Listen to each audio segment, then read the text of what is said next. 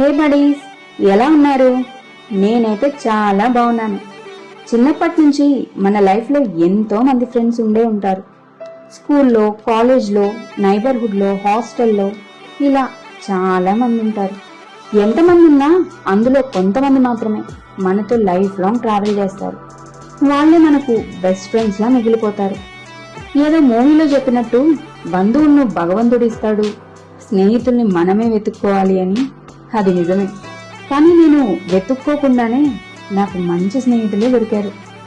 వాళ్ళు గుర్తురాగానే ఆ టైంలో మేము చేసిన చిలిపి పనులు, అల్లర్లు, ఆటలు, చెప్పిన చిన్న చిన్న అబద్ధాలు, హాస్టల్లో లేట్ నైట్ ముచ్చట్లు, food sharings, college bunks, release అయిన ఫస్ట్ డే మూవీ, ఇలా బోలెడన్ని మెమరీస్.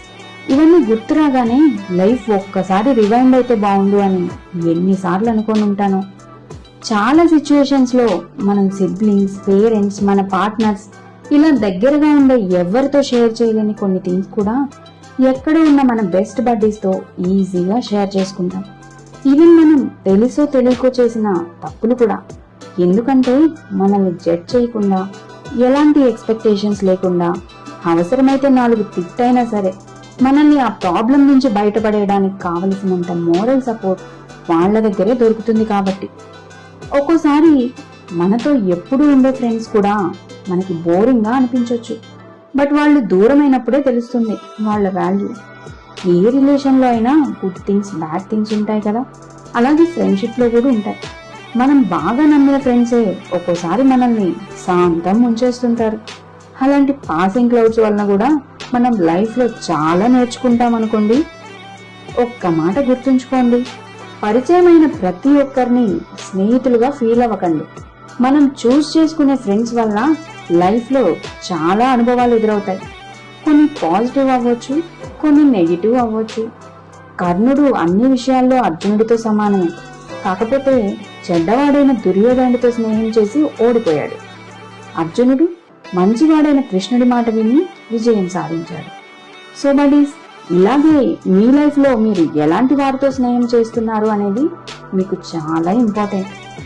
అలానే మనం బెస్ట్ ఫ్రెండ్స్ గా ఉండి కొన్ని సిచ్యువేషన్స్ వలన విడిపోయిన సందర్భాలు వస్తూ ఉంటాయి. వెళ్ళి ఒక్కసారి వాళ్ళతో మాట్లాడండి. మీరు కలిసి చేసిన కొన్ని ఓల్డ్ మెమరీస్ ని గుర్తు చేసుకోండి.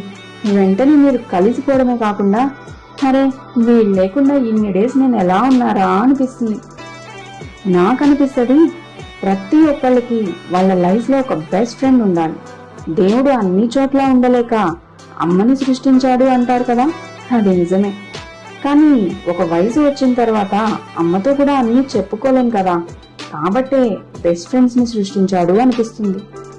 అనుకుని హార్డ్ సిచ్యువేషన్స్ వచ్చినప్పుడు, మనం లోలో ఉన్నప్పుడు, ఒక్కోసారి మన అనుకున్న ఎవ్వరూ మన పక్కన లేనప్పుడు కూడా ఒకే ఒక్క చిన్న ఫోన్ కాన్వర్సేషన్ చాలు మన మైండ్ లో ఉన్న బరువు అంతా దిగిపోయి మళ్ళీ మనం రీఛార్జ్ అవ్వడానికి. 3 జోకులు 6 పంచులతో మన ఫేస్ లో వెంటనే ఓ స్మైల్ వచ్చేస్తుంది. ఇలా నా ఫ్రెండ్స్ నా కోపం, నా బాధ, నా గోల, నా క్రేజీనెస్ అన్నీ తట్టుకుంటారు.